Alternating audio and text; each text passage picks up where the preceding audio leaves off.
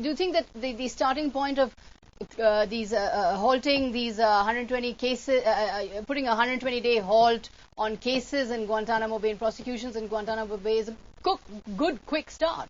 Well, I don't think, once again, I repeat, it's not meant to please Muslims. That may be that may be a fallout of what's happening. It's liberal opinion, not just in America, all across the world. The whole of America's image has been destroyed in a way by Abu Ghraib and Guantanamo Bay. So he's trying to make amends for that. Already he has got a lot of goodwill, and he's trying to capitalize on that and take steps that would be symbolically very important for the United States to gain credibility back in the world. But I have a slight difference with Stephen when he says that it's Clintonistas coming back. The foreign policy team is not just the State Department. In the State Department, I can quite understand that if Hillary Clinton is the Secretary of State, she'll get her own team, which is the case with Condoleezza Rice, which was the case with Colin Powell. That's how it is. But the foreign policy team also includes, for instance, Robert Gates, who is a Republican, who is actually the defense secretary and was the former CIA chief. It includes General Jones as the national security advisor. He's not a Clintonista. So it's quite a team of experts, actually, people who understand the world. And one thing, at least as a South Asian and as an Indian, I think Hillary Clinton's understanding of the Indian situation, the South Asian situation, is pretty sound. And so is Joseph Biden. And maybe she'd like to go down in history as the Secretary of State who solved the Arab-Israeli conflict.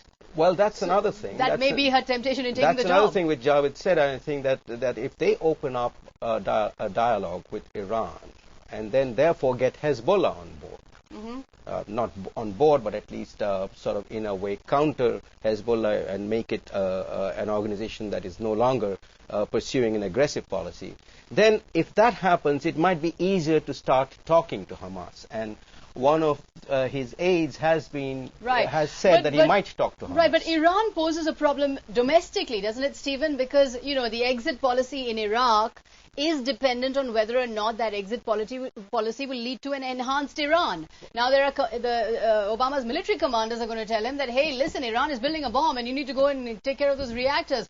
Israeli lobby is going to say, bomb Iran. So, you know, the Iran dilemma is a big one. I don't think there's any doubt that this will be the biggest challenge of the first term of the Obama administration.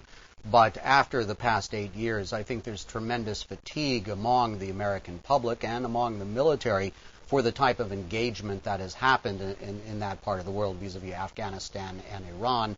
And there has to be a different approach, it appears. But again, I come down to it. You know, the difference of approach is not really very much in evidence at the moment, because, you know, on Pakistan he's saying, okay, we'll cut non-military aid. On Afghanistan he's saying we're going to commit more troops. So there's really not that much amount of new thinking, at least that's coming out right now. That's a big shift in emphasis. There is. What is?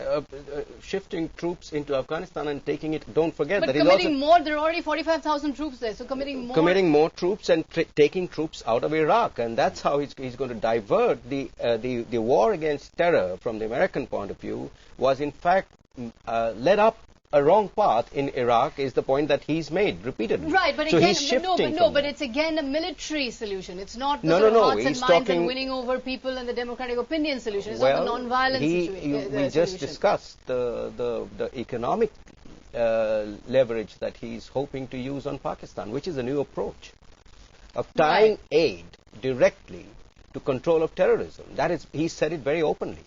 That is a new approach. In his speech, he said something very interesting, that if you, we can, I am just paraphrasing, it's like we are ready to give you aid with open hands. He didn't mention Pakistan, as long as you stop the clenched fist. Yes, but the speech also said there is no conflict between our safety and our ideals. Of course. Right? Now, if those ideals are going to be put into foreign policy, where are we seeing the sort of upholding of the great American ideals in foreign policy if it's just a matter of tight aid and more troops?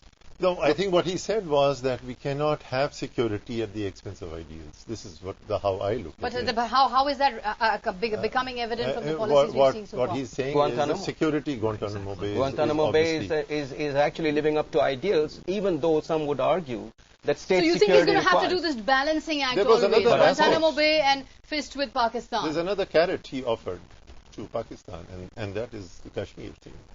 Right. That is a major. So he's going to tread this typical Obama harmonizing middle way when it comes I actually have a disagreement with that. Okay, I don't think he's offered anything on Kashmir. Okay, hold that thought. We'll come back to this very interesting debate after a tiny, tiny interview.